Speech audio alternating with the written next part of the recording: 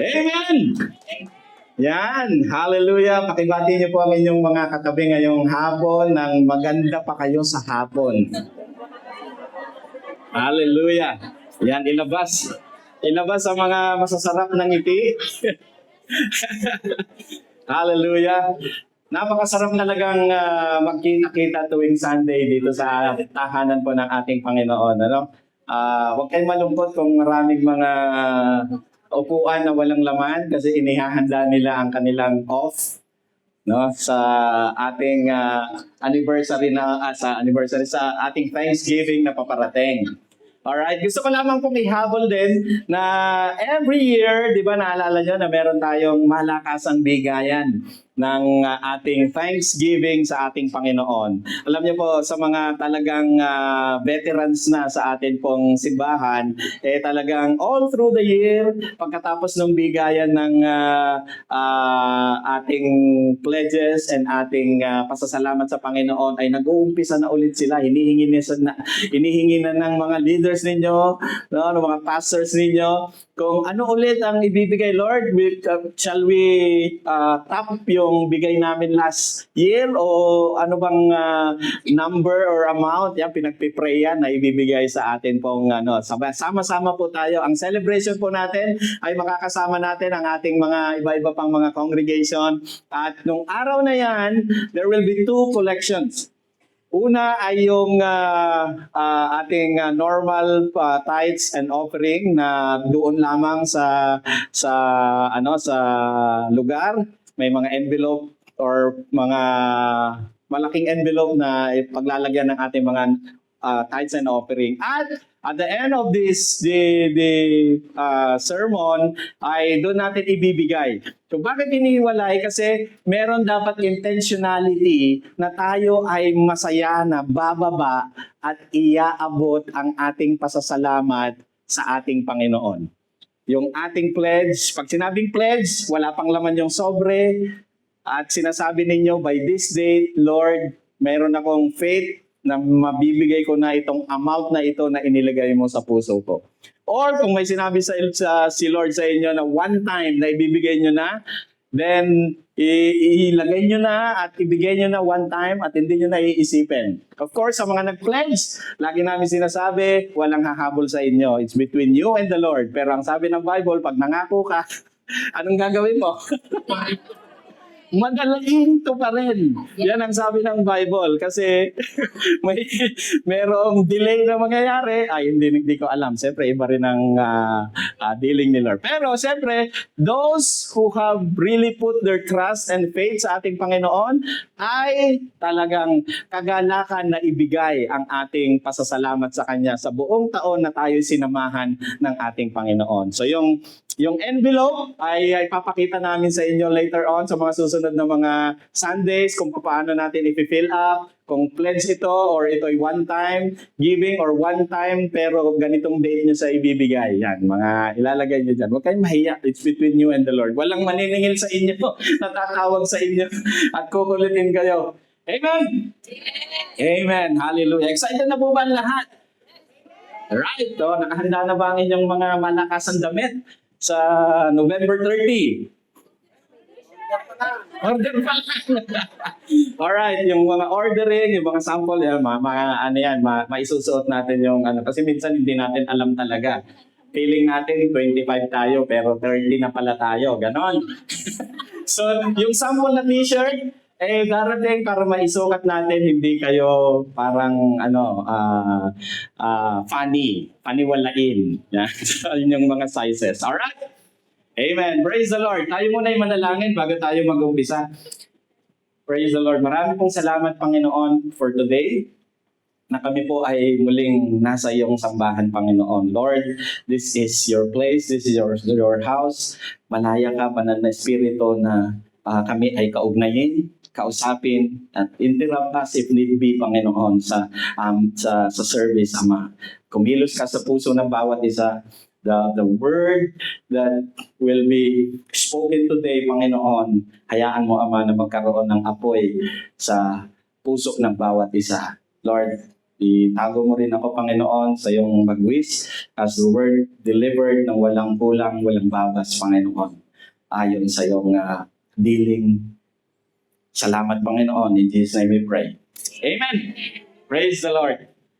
Alright, ang atin pong, since tayo ay nasa Thanksgiving month, right? Isang buwan na tayo ay makakapakinig ng mga patungkol sa pasasalamat. Bakit ba tayo magpapasalamat? Ano ba ang mga benefits ng mapagpasalamat na tao? Ano ba dapat ang posture ng isang taong mapagpasalamat? Ano bang itsura ng isang taong talagang may kagalakang nagbibigay? O kung ang kamay ba ay nakaganon o nakaganon o ganon lang o ganon, mga ganon ba? Marami tayong maririnig na mga mensahe ngayong buwan mula sa ating mga lead pastors, mga pastors natin ang mag-speak. And nais ko na umpisahan. No? Ang atin pong main verse, of course, ay ito ay para sa karamihan ay siguro ay gasgas na. But there is no direct or pinaka-simplified na verse pa para sa atin ngayong araw na ito. Ang sabi sa 1 Thessalonians 5:18, ano doon sa mga nakakaalam? In everything, Give thanks. give thanks. For this is the will of God. Ha? Ay, wala pa. Bakit yung t-shirt ang lumabas? For this is the will of God in Christ Jesus, para kanino? Para sa atin. So, will pala ni Lord na tayo ay maging mapagpasalamat sa lahat ng bagay. Pag sinabing will, ito ay nais, gusto ng Diyos na tayo ay magkaroon ng puso, isip, buhay, aksyon, mga desisyon, mga pag-iisip, mga plano sa buhay, mga nangyayari sa atin ay mapagpasalamat tayo sa lahat ng mga iyon. Naka-align, nakabangga, will ito, nais ito, gusto ito ng ating Panginoon. So kung kayo ay nagpe-pray, Lord, ano bang gusto mo na gawin ko sa iyo? Ito ay isa sa sinabi ng Lord na will. Kasi minsan nagtatanong ko tayo, Lord, anong will mo? Will mo ba na makapag-asawa na ako? Gano'n. Bilisan mo, Lord. Yung blue eyes mo, palatingin mo na. Ayan na naman tayo sa blue eyes. Alright? Ang sabi sa ibang salin, give thanks in all circumstances. Sa lahat ng sitwasyon, in all circumstances. Yan ang sabi ng word. For this is God's will for you in Christ Jesus. Sa Tagalog, ang sabi, magpasalamat kayo kahit ano ang mangyari. Wow, wala nang ibang mas malinaw pa. Kahit na anong mangyari, anong gagawin natin? Pasalamat. So nadapa ka, natisod ka, yung igron mo talagang nasaktan na purukan ng gusto. Anong gagawin dapat? Ang dapat na lumalabas, ano? Pero yung mukha natin, parang ang sakit. Oh my God. Praise the Lord.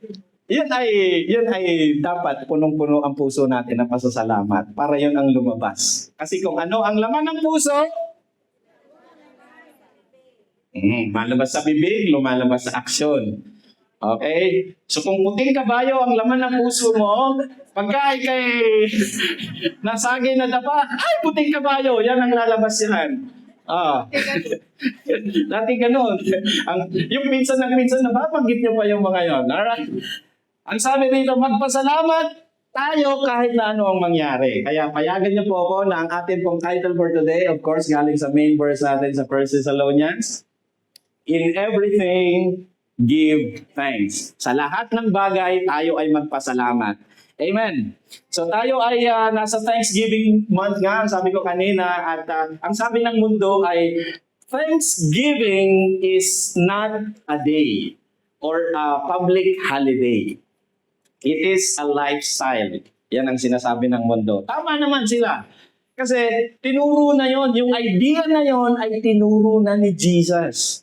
At yung prinsipyong yon ay binitbit ni Pablo na itinuro sa mga Christians 2,000 years ago. Yung idea na tayo ay mapagpasalamat. Mag-celebrate ng ating pasasalamat hindi lang ng isang araw, kundi sa lahat ng araw at sa lahat ng pagkakataon, tayo ay may pusong talagang mapagpasalamat. Makikita nyo yung mga taong ganyan na merong footing sa Thanksgiving, na sa kanilang puso ay talagang kahit na anong nangyayari sa kanila. No? Hindi nyo sila kakikitaan na sila ay parang bumibigay. No? So kung merong sample na tao, subukan ninyong kausapin si PH. Kung may problema kayo halimbawa, subukan niyong lumapit sa kanya. Okay lang yun. Sabihin nyo, text nyo siya, huwag kayong mahiya. PH, pwede ba kitang makausap? O, sabihin niyo yung problema ninyo. I tell you, pagkatapos ng usap ninyo, parang kayo pa ang nahihiya. Ay, ang liit pala ng problema ko. Ay, bakit ba ako ganito? Masyado ko namang nag-worry. Mamaya wala na. Mapapaisip ka. So kung ang tingin natin sa mga nangyayari sa atin ay sobra na, ay pinapayagan ko kayo. Okay lang sa amin. Dumiretso kayo. Pag-message muna kayo, huwag kayong basta tatawag-tawag agad. Alright? The Bible doesn't just tell us to give thanks kung lahat ng bagay ay okay. Amen? Ang sabi ng Bible, sa lahat ng circumstance, when things are good, when things are not good, when things are not so good, or when things are not good, or super good, tayo dapat ay magpasalamat. Amen. We give thanks in all circumstances. We give thanks sa lahat ng bagay, in everything. Ang ibig sabihin niyan, kahit na ang buhay ay mapait, kahit na ang buhay ay puno ng sakit, kahit may mga panalangin para bang wala ng sagot, inabot na ng siyam. Example na lang, si Moses. Bago niya napangasawa hindi si Moses, sino ba yon? Si Jacob. Bago niya napangasawa yung kanyang mapapangasawa, nagtrabaho muna siya at nanalangin at gusto niya si ganito, ang kanyang mapapangasawa. Inabot. Ilang taon siya nag-serve kay Laban, P-bless? 7 years. Tapos niloko pa siya, yung kapatid na ibinigay sa kanya. So mag-serve ka ulit sa akin. Kung nag-serve siya ulit, ilang taon ulit? 7 years ulit. Ilang taon bago niya nakamtan ang kanyang iniiro talaga. Yung iba sa atin, lampas na, tinalo na si Laban. Si Jacob. Inabot na ng more than 14 years. Walang patid, Lord. Mga panalangin parang walang sagot. Mga pangarap na para bang inabandona na natin kasi parang hindi naman mangyayari. May mga pangarap ko, Lord. Gusto ko nung bata pa tayo, gusto ko nang may malaking bahay, gusto ko nang magandang mapangasawa, yung asawa ko gwapo, 6 foot, kamukha ni Richard Gomez. Mga anak ko, mga gwapo, matangos ang ilong, no? Mababango sila lahat. Diba ganun mga pangarap natin? Makatapos ko ng mga anak ko. Parang hindi na mangyayari yung mga pagkakataong yun, no? May mga bagay o mga pangarap o may mga expectation tayo sa ating buhay. Ine-expect natin meron tayong promotion. Ine-expect natin meron tayong mga bonus o increase. May mga expectation tayo sa buhay natin na para bang hindi naman darating. Nagtrabaho ka na ng nagtrabaho ng gusto. Walang ampaw na dumating. Buwis-buhay ka na pala yung parinig. Pag ganun ka ng pag-ganun sabi, so hot! Para marinig ni Amo. Kaming bisita, ganun ka ng ganun, naririnig. Na parang, so hot! Ganun ka, marinig ng marinig. Na parang bang ikay talagang binigay mo na ang lahat ng bagay. Lahat ng lakas mo. Lahat ng talino mo. Lahat ng pawis mo, binigay mo na. Walang dumating ng wow. Ay! Buhay! Hayahay! Hallelujah! Praise the Lord! Mga bonus na hindi dumating, mga increase, wala naman. Pinangakuan ka, pero walang dumating. Parang ang amoy nagkaroon ng instant na amnesia. Amen. Parang ang lahat ng bagay ay wala sa hulog, malayo sa nais natin. After ng ating mga pagbubuwis, ng ating mga hard work. Sa isip mo, at sinabi ng mga taong nakapaligid sa iyo, deserve mo yun. Deserve mo yung promotion. Alam niyo, nakarinig ako ng kwento na, pareho kami ng kwento actually, na yung expectation namin, mapopromote talaga kami. Talagang, kung merong go-to doon sa trabaho, yung taong yun. Siya na ang uma-assist sa lahat ng mga doon sa kanyang lead. Siya na ang uma-assist. Siya na ang go-to. Siya lagi, puyat kung puyat, trabaho kung trabaho. Binigay ang lahat. Nung may dumating na bago, yun ang na-promote. Wala pa siyang ilang taon. Siya yung na-promote. Sakit. Tama. Kasi may expectation tayo. We expect something na mangyayari. Yung promotion para sa atin na lahat na ng may mga, pati sa prayer mo, ganun na ang naririnig mo. Deserve mo yung promotion. Lahat ng mga nakapaligid sa'yo, deserve mo yun, be. Lahat na ginawa mo.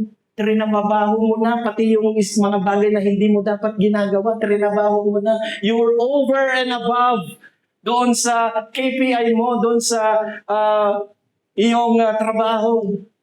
Pero parang pagdating sa dulo, ay, gano'n.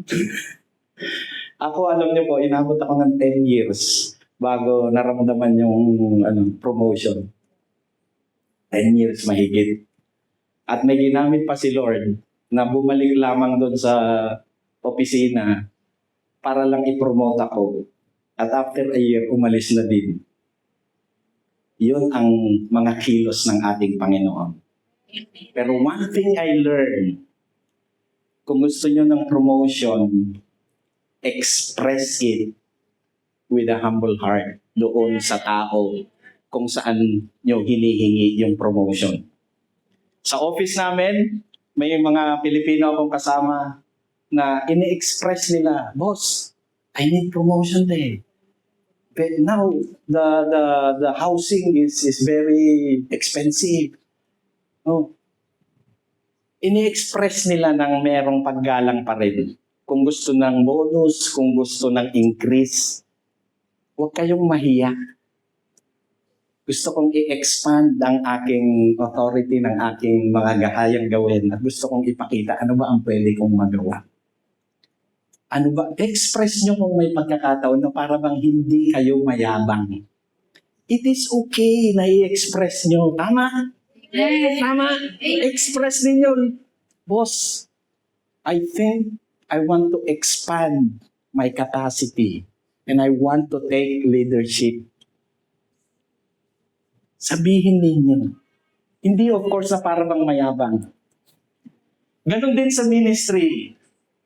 Kung nais ninyo na magkaroon ng posisyon at meron talagang kinakausap kayo at kinakaugnay kayo ng ating Panginoon na meron kayong tawag para sa leadership or para sa track ng pastoring or saan man, express yourself doon sa gusto ninyo. PL, P-Bless, parang isang araw nakikita ko, gusto kong maging pastor. One of you, nagkaroon ng tapang, sinabi talaga sa amin yun. Diretso sa amin, nakikita ko ang sarili ko na magpapastor din ako one time. Hindi ko na babanggitin kung sino. At yung mapapangasawa ko, pastor din. In-express niya yon sa amin and we take it na hindi parang threat. We take it na excite kami kasi meron pala sa atin na may puso na gusto yung track na yon, na gustong magpastor at gustong maging leader at gustong i-expand ang capacity niya sa paglilingkod sa ating Panginoon. There are times, there are principles na kailangan sabihin ninyo sa lead ninyo kung gusto nyo at nais ninyo. Para sa atin, gusto nga namin yun. Hinahamon namin kayo lahat. Pastor, gusto kong maging core leader. Gusto kong magkaroon ng tao ko rin. Yun ang laman ng puso ko. Huwag kayong mahihiya. Amen? Kung ang bonus minsan matagal, it doesn't harm you kung sabihin ninyo sa inyong mga amo at a perfect time, of course. Pag may mga tao kasing na mag-close kayo, di ba? Na yung mga amo close kayo at nababanggit, pwede niyong banggitin na para bang hindi kayo nagyayabang o hindi kayo nagbibigay ng sulit doon sa mga ginawa niya para sa family. Pwede yun. Amen? Kami ni P-Bless, tinanong namin si PH. Minsan, at some point, diniretso namin sa PH, ano bang tingin niyo sa amin ngayon? Ginagawa pa ba namin yung expectation? Ginagawa pa ba namin, nasa tamang track pa ba kami? Ano pa ba yung pwede namin gawin? Pwede kayong magsabi. Amen. Hindi nakakahiya, hindi magagalit, lalo pag mai-excite ang mga leader ninyo. Amen. When it comes to leadership, when it comes to do that, huwag tayong, kung saan-saan natin sinasabi na expect natin na makakarating sa pastor, oy, gusto pala ni ano, hindi naman nagsasabi. Sabihin ninyo, amen. Amen, okay ba yun? Okay, alright. Praise the Lord. Masakit, minsan, no, sa trabaho talaga. Ako, naranasan ko yun. At yung taong yun talagang na-express niya, unfair PL. Unfair talaga. Binuhos ko ang buhay ko. Ako lang to, ganito, ganyan. Pero hindi ako yung naprano. Express ninyo. Amen. Sa kabila ng lahat ng ito, God still calls us to have a thankful heart. Amen. Kung hindi dumating ang mga bagay na ito, nakapangasawa kayo ng wala doon sa gusto ninyo nung kayo'y kagandahan-gandahan pa, nung 18 years old pa kayo, ang pangarap nyo mamuhay ng hayahay at talagang ang asawa ninyo pinagluluto pa kayo. Ngayon ay parang, hallelujah! Nice ng Lord that we should live still with a thankful heart. At dapat may full conviction. Amen? Kung merong verse sa Bible na, love the Lord your God with all your heart, with all your mind, with all your strength, sasabihin ko sa inyo, you should thank the Lord with all of your heart, with all of your mind, with all of your spirit, with all of your strength. Magpasalamat! Hindi yung parang magpasalamat lang tayo kung ayos ang lahat. Amen. Sanayin ninyo na mapagpasalamat. Alam nyo, covering yung mapagpasalamat. No? Maraming benefit, maraming health benefit ang grateful ka, maraming health benefit yan. Diba, nakakatulong yan sa blood pressure. Nakakatulong yan sa sugar natin. Kasi kung hindi ka mapagpasalamat, ikay stress, o kain ka ng kain, pati bawal, kinain mo, o tumaas na ang sugar mo, o bawal ang kape, o kasi stress ka. Ay, ako, maningan. Na-expect ko, sama-sama na lang, inom ka ng kape, nakatatlong baso ka na, o puyat ka na, tumaas na ang BP mo. Ang mapagpasalamat na tao, may health benefit yan sa inyo. Praise God, sinasabi. Kaya ang mga taong malaki ang eye bag, pansinin ninyo. Tingnan niyo yung mga katabi ninyo kung may malaking eye bag. Baka ay maleta. So, sobrang laki. Praise the Lord. Amen? Ang hirap, but you can. Kaya natin. Kaya nating maging mapagpasalamat. Masakit sa umpisa, pero when you turn your sorrow, when you turn your worries, when you turn your pain, when you turn your hurt sa ating Panginoon at magpuri tayo sa kanyang Panginoon. Ang sakit pero gusto kitang papurihan. Salamat sa kalakasang binibigay mo. Salamat inalaw mo to sa buhay ko kasi ibig sabihin, kaya ko ito. The Lord never gives you test beyond your capacity. Yan ang sabi ng Bible. So, ibig sabihin, pag dinaanan mo, pag nangyayari sa'yo, ibig sabihin, yung capacity mo for that, kaya. Kaya huwag kang bibigay kaagad. 3 buwan ka sa agency, wala pang trabaho, ikaw ang nagbabayad sa agency, ngayon may trabaho ka na, kinaya mo. Ibig sabihin, kaya mo. Hallelujah! Praise the Lord, Ate Norms. Hallelujah! The Holy Spirit, alam niyo, kaya natin sa pamamagitan ng banal na Espiritu.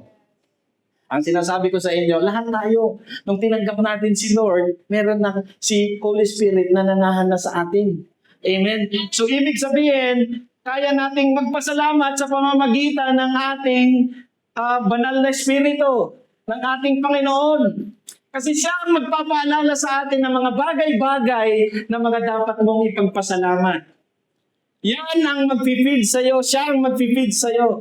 No? Ng mga dapat nating ipagpasalamat. He is far more valuable than any of those things na pinaggagalingan ng ating mga kasiyahan. Amen. He reminds us of what we can be thankful kung wala na tayong may pagpasalamat. He will remind us that we have Jesus. He will remind us of the relationship we have now with God. He will remind us of the forgiveness ng ating mga kasalanan. Dapat walang tawad, walang kapatawaran ng ating mga nakaraan, pero dahil kay Kristo, ipapaanhala ng banal na Espiritu sa inyo. Tingnan mo, binago ka na ni Lord. Tama na yung ganun masyadong masalita, huwag ka na masyadong worry-worry. Dinamay mo pa yung kapitbahay. May mo pa yung amen. Hallelujah. Yung promise ng eternal life, ipapaalala ng banal na Espiritu. Wala ka nang may pagpasalamat. Meron. Kasi ngayon, kahit na dumadaan ka sa ganyan, merong eternal life. May hope na one day it will become okay. Right? Kung hindi pa okay ngayon, ibig sabihin, hindi pa tapos ang Diyos sa'yo. Kasi wala ka pa sa langit. Amen? So kung may pinagdadaanan tayo, isipin ninyo, ipagpasalamat, hindi natin ipagpasalamat yung problema, ipagpasalamat natin yung kalakasan at grasya at pag-ibig at yakap at mga anghel na kasama natin habang tayo'y lumalakad doon sa pinagdadaanan natin. Amen! Palakpakan natin ang ating Panginoon. Hallelujah! Dapat tayo mga Kristyano, nasa points pa lang ako, bilisan lang natin. Dapat na tayo mga Kristyano, tayo dapat ang pinakamasaya at sabihin nyo nga, pinakamasaya, mapagpasalamat. Sabihin nyo sa katabi ninyo, maraming salamat. Maraming salamat. Maraming salamat sa buhay mo. Maraming salamat sa mga nakikita ko sa iyo. Maraming salamat sa testimony na meron ka kasi meron akong nakukopya ng mga prinsipyong ipinapamuhay mo. Maraming salamat, sa mga bandong na panlilibre mo. Salamat, sa mga iskatyan every Sunday. Ayan, pasalamatan ninyo yung mga katabi ninyo. Amen. Ngayon naman, panahon naman, habang ikay nagmapagpasalamat, panahon naman para manlibre kayo. Dapat kita yan sa speech natin. Alright, ang taong mapagpasalamat na Kristiyano, sino dito ang mga Kristiyano? Pakitaas ang kamay. Hindi nahihiya. Praise the Lord! Sa speech pa lang, dapat evident yan na tayo ay mapagpasalamat. Alright, kung merong nagsabi sa atin ng problema, huwag natin pangungunahan, ganyan din nangyari sa akin, mas malala pa nga, dinaon mo na yung tao, nagsasabi nga ng problema. Ang sabihin mo, kaya mo yan. Kasi inalaw yan ni Lord sa'yo. Kaya mong malampasan yan. Praise the Lord. Ang sabi ng Bible, kung dumadaan ka dyan, ibig sabihin, alam ni Lord, kaya mo yan. Higit pa sa alam mo sa sarili mo, pag nalampasan mo, lalakas ka lalo. yung resolve mo, yung emotion mo, and all, lumalabas dapat. Ang sabi ng Psalm 71:8, let my mouth be filled with your praise and with your glory all the day. Ang laman dapat natin ng bukang bibig dapat natin ay praise the Lord. Paggising natin sa umaga with verbal sa ating mga bibig, Lord, maraming salamat. Wag lang sa isip, pag tayo dumilat, Lord, salamat, nakadilat ako. Kahit may muta-muta pa tayo. Amen. Ang bibig daw dapat natin ay bibig ng papuri, bibig ng pasasalamat, bibig na nagre-release ng buhay, bibig na nakakatulong sa ating mga kapwa, lalong higit sa mga Kristiyano. Isipin ninyo kung ano yung buhay ninyo kahapon. Ano sa tingin ninyo ang mas marami sa mga binigkas ninyo kahapon? Pasasalamat ba? Gratitude ba? O complain? Reklamo? Talaga. Lagi na lang mandi. Ay, meeting na naman. Ay, amo na. Pantigil ang bibig. Kung merong makatutuhan ng dragon, itong amo ko talaga ang dragon. Hindi lang 2 butas ng ilong, 4. Buuso. Ganun ba ang inyong mga litanya kahapon? Umamin ng mga umamin. Hindi, huwag niyo lang sabihin kung sino kayo. Dapat ang ating mga bibig lumalabas ay mga papuri na nagbibigay buhay. Papuri sa Diyos at nakaka-bless sa mga katabi natin at sa mga kahit hindi mga Kristiyano. I-bless nyo with your words. Appreciate nyo kung maganda. Maganda sabihin nyo talaga, Ate Emily, happy birthday. Ang ganda ng damit mo ngayon, pulang-pula. Ganon. Gumaganda ka. O, ganon.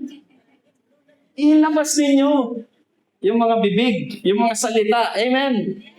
Sila na mga kayang, sabi ng Proverbs 21:23, sila na mga nagagwardyahan ng kanilang mga bibig and his tongue keeps himself out of trouble. So, ano sa tingin ninyo? Kayo ba ay madaling matisod? O kayo ay madalas kinatitisuran? O, kasi walang preno. Keep out of trouble, sabi ng Proverbs. O, preno din. May self-control din dapat tayo. Huwag tayong familiar lagi sa mga tao. Minsan may pinagdadaanan, tapos bibiruin mo ng ganon.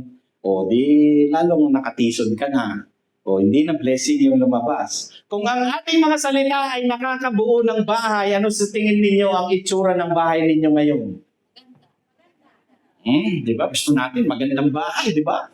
O dapat yung mga words na lumalabas sa atin, sabi ko nga kanina, dapat nakakabuo ng magandang flooring, nakakabuo ng magandang roof and all that. Maganda dapat ang mga lumalabas. Hindi ba mamaya ang lumabas, naku, ang ganda ng wala namang bubuong pala. Amen? So ang mga speech natin, dapat nakikita yan. Evident yan na tayo ay isang Kristiyano. Amen? At sa ating mga aksyon, of course. Ang sabi sa 1 Corinthians 10:31, therefore, whether you eat or drink or whatever you do all for the glory of God. So, ibig sabihin nito, whether you eat or drink, ibig sabihin, sa mga ordinaryong occasions o mga ordinaryong bagay sa buhay ninyo, or kung ano-ano pa, do all to the glory of God. Dapat nakakabigay papuri at pasasalamat sa ating Panginoong Jesus. Although sinabi dyan, eat or drink, ibig sabihin, normal na ginagawa natin yun, eat or drink. So ibig sabihin, sa lahat ng ordinal, namamalengke kayo, mga bagay sa buhay natin, dapat tayo ay ginagawa yon ng may papuri sa Diyos. O tayo kumukupit, ano ba? Yung mga binting, ibalik. Yung mga yung mga natirang cake sa ref. O, huwag kayong mabangon ng 3:00 ng madaling araw para kainin, para si amo nagtanong, ay, where is the cake here la? Isang slice pa. O, hindi ka makasangkot. Kasi hindi mo alam kung panaginip ba yun o totoong ginawa mo. Kasi na-stress. Amen. Sa actions natin, lumalabas na tayo ay mapagpasalamat na tao. Kung hindi nangyari ang mga dapat mangyari, amen, dapat tayo ay nagpapasalamat pa rin. Kung ang mga expectation natin na hindi nangyari, okay lang. Ang Lord ang tanggol natin. And when we serve, sa pagsaserve natin sa ministry, nais kong sabihin sa inyong lahat mga anak, ang pagsaserve sa ministry, we serve hindi para tayo ay makakuha ng promotion. We serve para hindi tayo makakuha ng recognition. Wala dapat tayong pakialam kung nare-recognize tayo o hindi. Maganda kung may makapansin at sabihin sa inyo, Ben, napakagaling mo talaga sa pagwawalis every Sunday. Gusto mo mag-usher ka na every Sunday? Kasi galing mong magwalis. Okay, may nakapansin. Pero kung wala, huwag kang magtatampo. Hindi nabigyan ng recognition, huwag kang magtatampo because it is a privilege para sa atin na mga dapat hindi anak ng Diyos na mag-serve sa Kanya in the ministry. Ang Diyos ang siyang magtatanggol, ang Diyos ang siyang magbabayad, ang Diyos ang siyang magsusukli ng lahat ng bagay. And when you serve na nakatingin kay Jesus, I tell you, God will never shortchange you. Amen. Shortchange, ibig sabihin, hindi, ayaw ni Lord na nauugusan siya sa mga papuri na dapat para sa Kanya. Yung tipong ginawa ko lahat, ang galing-galing ko, so kailangan deserve ko to. Ayaw ni Lord yun. Ang gusto niya, serve, serve, serve. And when He sees you, and honor the works of your hands, baka magulat ka. Multiple and multiple ang mga matatanggap mong biyaya and blessing. Sa lahat ng aspect ng buhay mo. Sa health, sa finance, sa relationship, o di ba? Magkabate ang mga dapat, parang wala nang pag-asang magkabate, o ayaw niyong magkabate. Baka magulat kayo, lumuhod dyan sa harapan ninyo, bumalik, isang araw. Sa acts, wag na. Sa actions natin dapat nakikita. Amen? Amen. Praise the Lord. And we close with this note. Bago tayo mag-communion. Na kasi meron tayong communion ngayon, alalahanin natin muli ang ginawa ng ating Panginoon. Ang sabi sa Psalms 92:1, it is good to give thanks to the Lord and sing praises to your name, O Most High. It is good, ibig sabihin maganda para sa atin na tayo ay magbigay papuri sa ating Panginoon, magbigay pasasalamat sa ating Panginoon. It is good para sa atin. Hindi lang sa health, sabi ko kanina, nakakatulong sa ating health. Tingnan niyo yung mga mapagpasalamat na tao, lalong bumabata. Oh, ano sa tingin ninyo kami ni Pastor Henry, ni Ate Len, ni P-Bless, ni Pijo? Ano sa tingin ninyo ang edad namin? Oh, parang mga 28. Ang kapal na mukha ni PL. Parang mga 28. Pansinin niyo ang mga taong reklamado, ang mga taong merong heavy baggage sa kanilang mga emosyon. Kahit ayaw nila ng mga pileges, sa pileges ba tawag doon? Pileges, kahit na anong chinsanso ang ilagay ninyo. Hindi gagaling yung mga, mga crinkles yan sa mukha natin. Kahit anong Kojic, mag-inom pa kayo ng mga collagen at kung ano-ano. Wala. Kasi external lahat yung. When the beauty is inside and when the goodness of being a person na mapagpasalamat at grateful sa lahat ng bagay, lumalabas yan. Nakakaganda ng putis, kakaganda ng relasyon, no, di ba? Biruin mo, magkaaway kayo, tapos sinabi mo, Be, salamat sa'yo. Mahal, darling, salamat. Pwede ka mag-sorry. Namiss ko yung... Nakakaganda ng relasyon kasi ano ka. Amen. Praise the Lord. Palakpakan niya po natin ang ating Panginoon. Ayan. While ang ating mga ushers ay nagbibigay ng communion elements, sabi natin kanina, ang pagiging mapagpasalamat ay hindi lamang nakabase dapat sa ating surrounding, sa ating situation. Ang pagiging isang mapagpasalamat na tao ay lifestyle. So, ibig sabihin ng lifestyle ay pwedeng i-embrace yung prinsipyo na yon sa buhay natin. Umpisahan niyo sa maliliit na bagay. maging mapagpasalamat kayo, i-test ninyo yung mga amo ninyo. Pagka inuutusan kayo, magpasalamat kayo, subukan ninyo. Or tuwing umaga, i-appreciate nyo siya. Thank you so much na. I-appreciate nyo siya. I-test ninyo kung tama yung hypothesis ng Bible, yung experiment ng Bible, na pag ikay mapagpasalamat, it unlocks the door ng mga blessings. When you are humble, dahil ikay mapagpasalamat na tao, it unlocks the miracles of the Lord when it comes to health, finances, relationship. Sa work ninyo, it unlocks yung promotions kung ikaw ay isang taong mapagpasalamat. Amen? Amen. So if you are going through a difficult time right now, turn to God. Ipagpasalamat mo na ikay humihinga pa, pagpasalamat mo ang kayang gawin ng ating Panginoon sa buhay natin. Amen? Meron na lahat na, tayo pong lahat ay tumayo. Praise the Lord.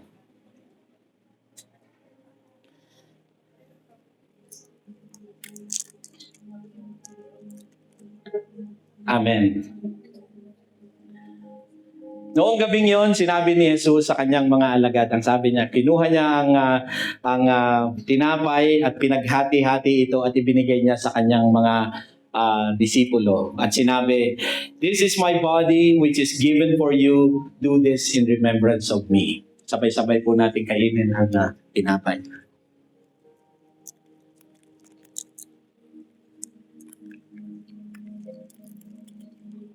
Hallelujah. Likewise, he also took the cup after supper, saying, "This cup is the new covenant in my blood, which is shed para sa ating lahat." Sabay-sabay po nating inumin.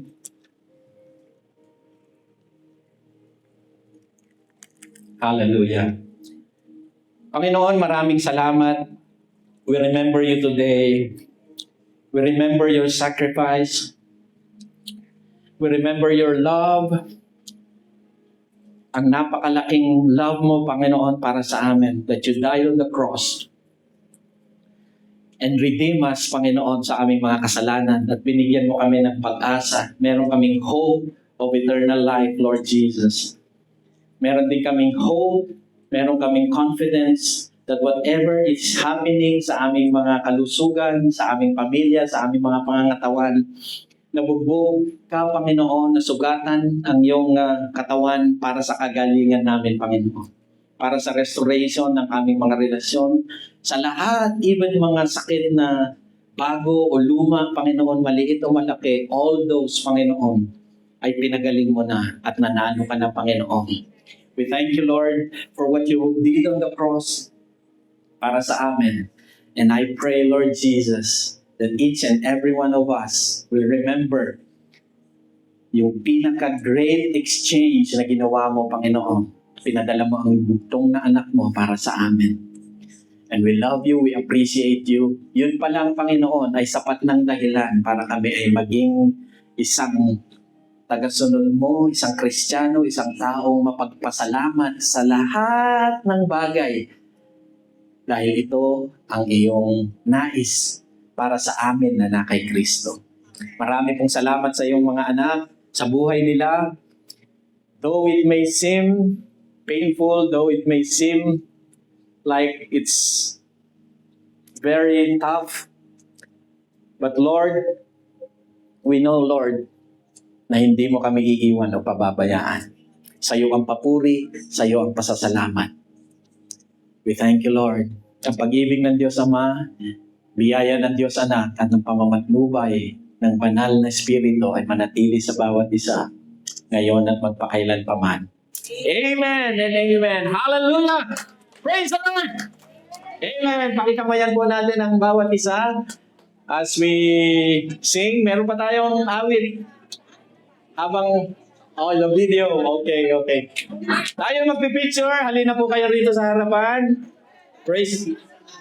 Wala rin. Tapos na. Where? Dito? Dito na. Okay, thank you so much. God bless you all. Yung mga kinall out for the meeting, magstay muna po doon sa baba, doon sa audio cutoff mamaya. At saka yung mag-shoot ng video, maiwan mo muna. Praise the Lord. Hallelujah. God bless you. We love you. See you next week.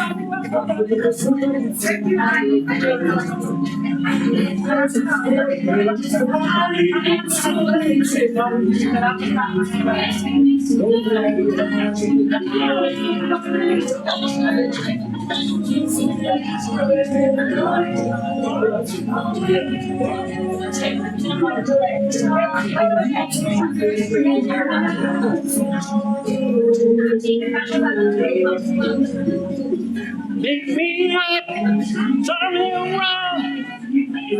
Hi, thank you so much. Maraming salamat, Sel. Oo, puta sa